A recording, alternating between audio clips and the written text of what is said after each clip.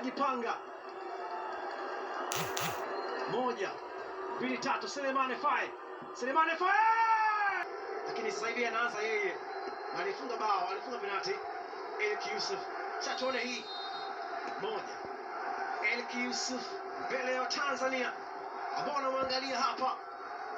Elki Yusuf, Elki Yusuf dongo, sio lazima muuze kwenye kipa sana. Emile Sadio anavuta pumzi yake ya moto, anajivuta nyuma. Senegal penalti pia kwenda kupiga hii. Tazama hiyo mbele, Haji Abdalla kama anacheza Sadio. Tanzania katika hii penalti yake muhimu sana, Razaki Mbegeleni, mabao mawili kwenye CAF AFCON msimu huu. Razaki Mbegeleni penalti ya kinifu, au kwa penalti moja tu ama mbili. Ni Dio alimfunga Haji Abdalla katika kipindi.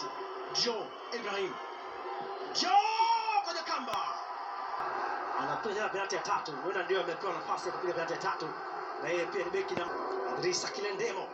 Idrissa Kilendemo anakosa mkojo wa penalti.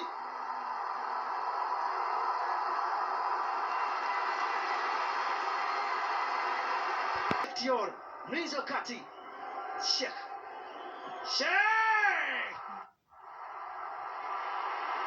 Ali Mbegu, baada ya kazi kubwa katika eneo la ulinzi, yuko mbele yake ni golikipa Hassan Sarr.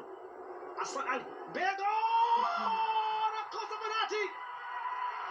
Hassan Sarr wa Senegal, golikipa anaanza, anamaliza shughuli mapema.